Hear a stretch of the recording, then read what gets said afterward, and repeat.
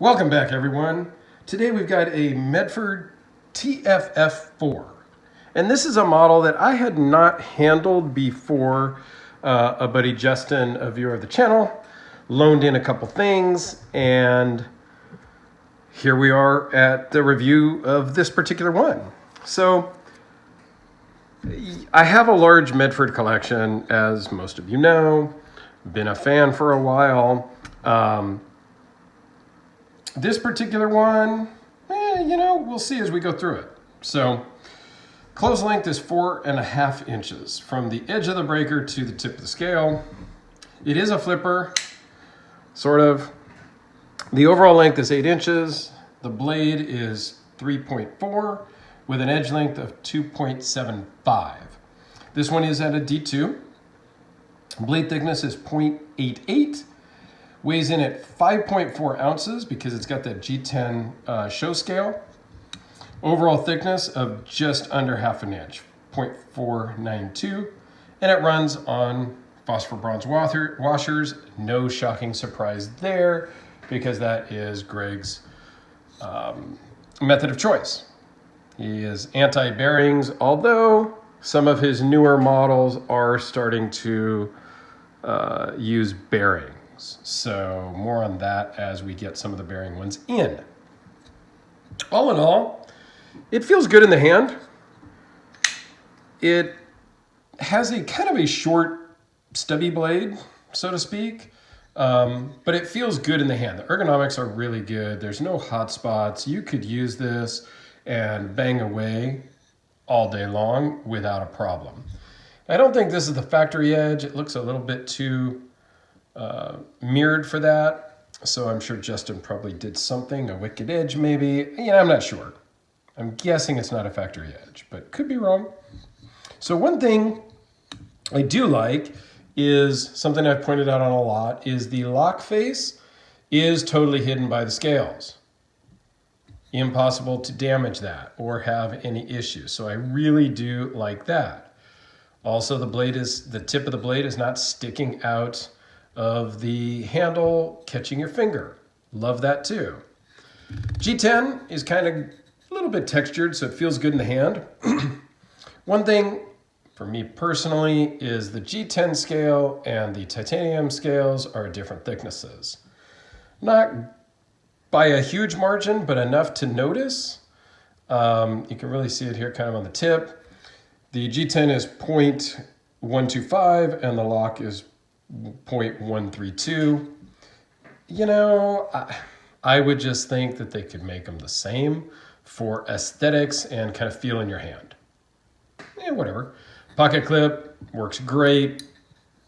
No problem there. Interesting thing is the pivot on this one. It's got your 6-gun hardware here, but it has a regular Torx on this side. And that is common to this model, which is new to me. All of their other ones kind of have the same hardware on both sides. So that's a little odd to me.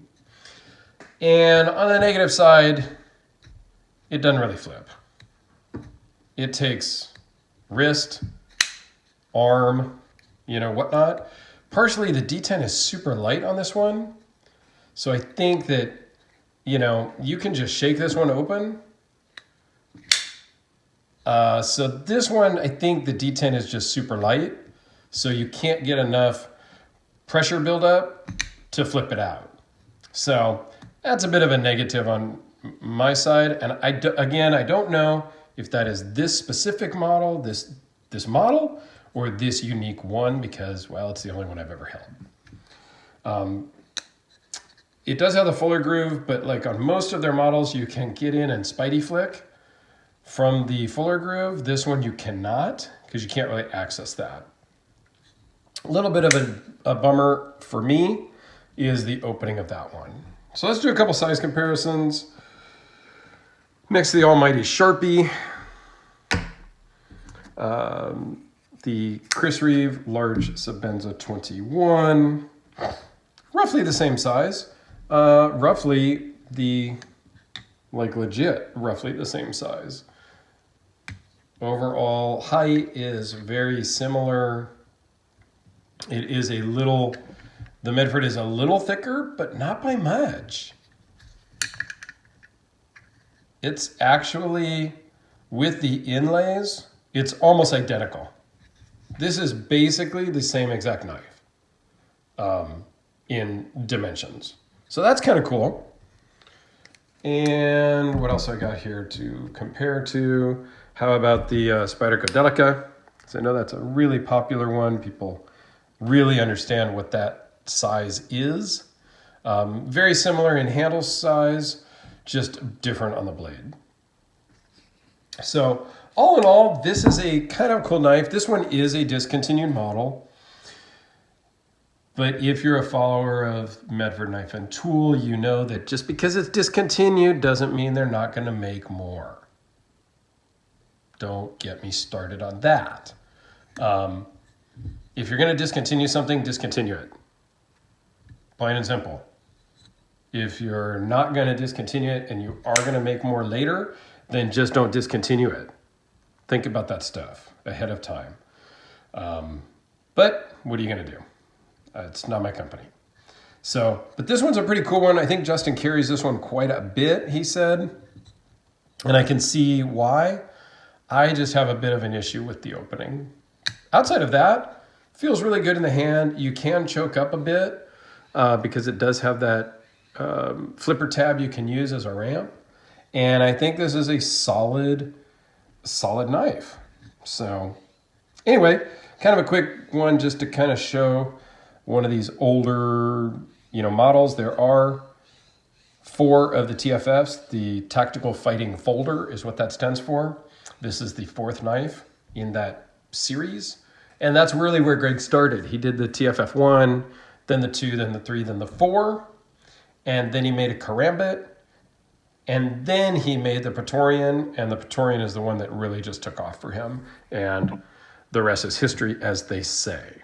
So anyway, thanks for watching, and thank you, Justin, for sending this in along with the